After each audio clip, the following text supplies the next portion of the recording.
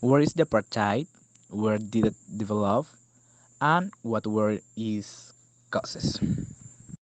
Apartheid was the system of racial segregation established in South Africa in 1948.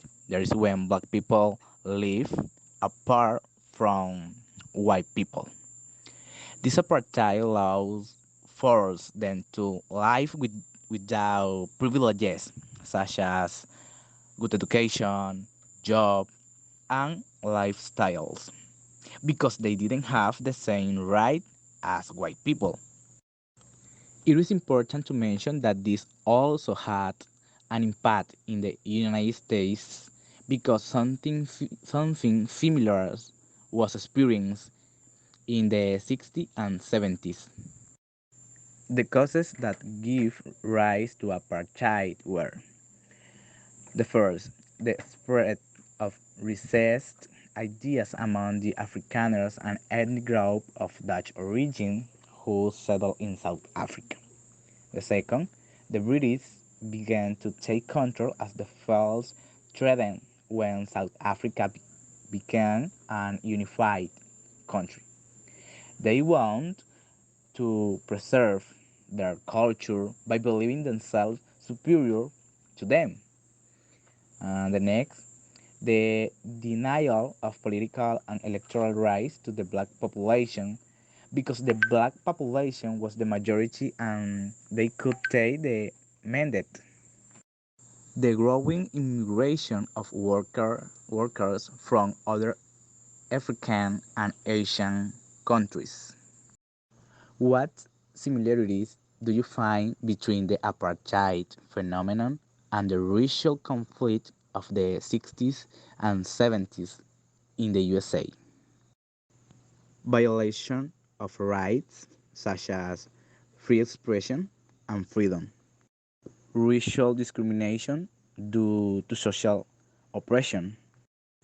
School dropout and child labor.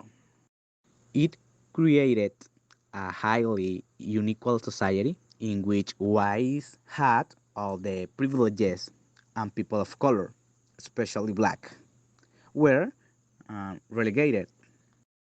And finally, the segregation caused the repression, persecution, imprisonment, torture, and exile of people from the resistance movement.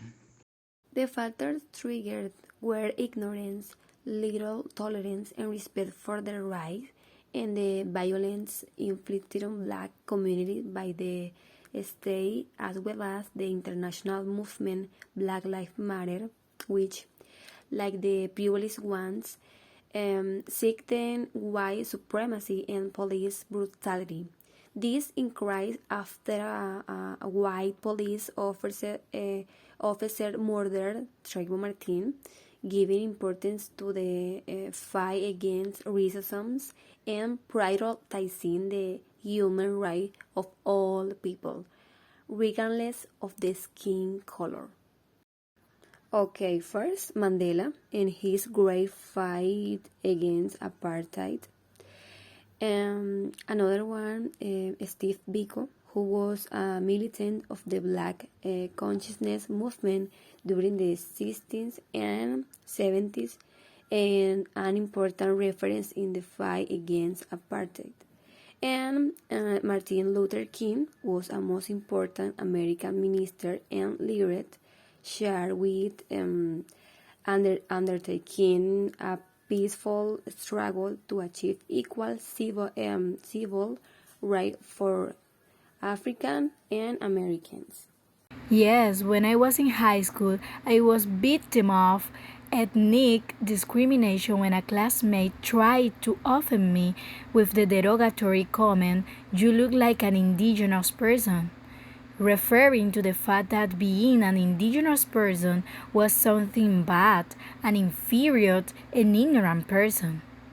Yes, I consider that I'm tolerant because I respect people despite having differences in terms of religion, gender, lifestyle, ideology, sexuality, and many others, because each person is free to live their life in their own way and express themselves as they want, as long as it doesn't directly affect the life of others. Being tolerant means learning to live with people around us without judging or criticizing them for leading a different life than the one we have been taught to live. Inclusion is based on integrating all people regardless of their diversity, be it their ethnicity, disability, gender, abilities, and other aspects. I think most people don't apply it, but in my case, most of the time I try to do it for the simple fact that I would also like to be treated in the same way.